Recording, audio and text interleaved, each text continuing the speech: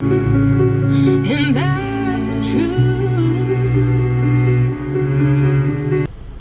Hey everyone, so I am just pulling up to our church, and I'm going to work with training a new volunteer and some practical areas that can help her in life too. And as I pulled up here, I was listening to this song and I already lost it. It's called The Truth. But it talks about the truth is I am my Father's daughter. And the Lord had given me a word this morning to me personally. I don't get those all the time. About being a daughter, about being His daughter, about being chosen. The things that I say to everybody else that I don't necessarily, it's not that I don't believe it, but I don't hear it all the time for myself. And so God has to remind me, I give you what He's given me. I give you the word that He has given me and that He teaches me. And so I'm pretty emotional today because the presence of God just kind of dropped into my Bible time this morning, which, I mean, who doesn't want that? But I know there's somebody out there at the sound of my voice that thinks that you have nothing left. And that thinks that your life is either worthless or over, or you've messed up too bad and God can't use you. And you're just grateful. Maybe this is for you, but you're just grateful to be in good graces in a sense of having salvation. But you've never dreamed and you've never considered being used by Him for anything that would affect His kingdom in a good way. And so I want to share with you just really briefly, because that was me over 20 years ago when I turned back to the Lord after running from Him for years. I would speak to Him, but I was mad at Him, and I went back to Him. He beckoned me, and my husband and I both returned to the Lord.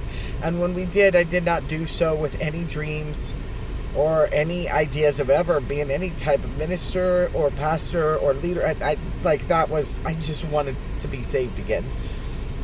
I just wanted to know that I was safe, that I was received by Him, and whatever that looked like, I don't know. I just wanted to be embracing my Father and Jesus really bad. Like, I was so desperately sick in every way.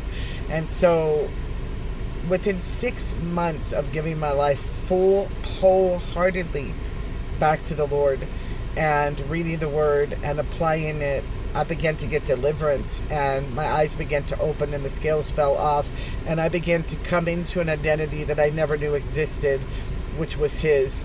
I had lived under the world's identity my entire life. I had believed all the lies that I had developed about myself, the enemy developed about me, other people said things to me, and I began to believe that was the person that I was. And all of a sudden I realized I'd been duped, and the enemy had blinded me, and I was believing things that were not true, but they were meant to destroy me. They were meant to keep me in bondage, and they were meant to rob me and God of God's destiny for my life. And so as I begin to embrace step by step, week by week, assignment by assignment, never one time did I ever dream anything, actually, because I just gave up dreams many years ago. I never dreamed or fathomed in any sense of the way that I would actually do ministry like this, like where we are today. And now I pull up to this building that my husband's blood, sweat, and tears are in this place.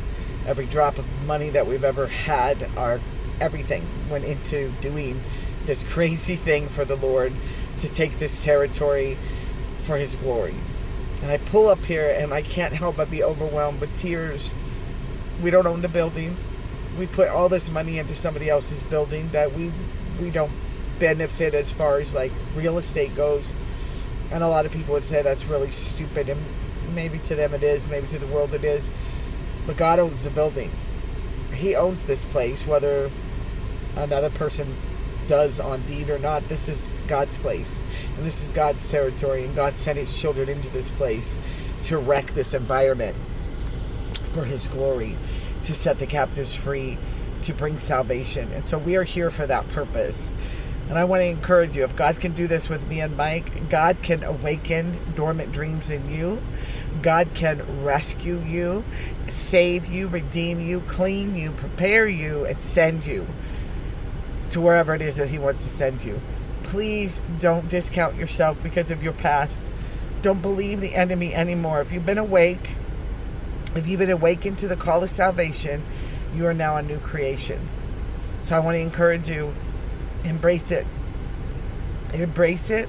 Let him lead you by his Spirit. Let him take you on a faith walk journey, on what I call my Jesus journey, that every step of my life is for Jesus. It's to give back.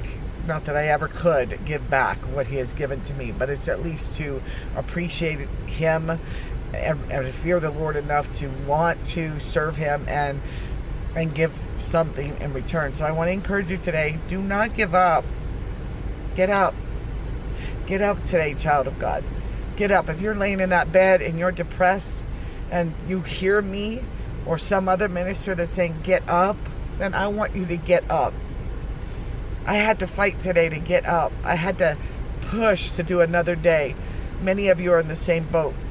People don't know what my private life is like no more than they know what yours is. They don't know my internal torment any more than they know your internal torment. But God does. And he doesn't let that remain in you. He pulls you out of that.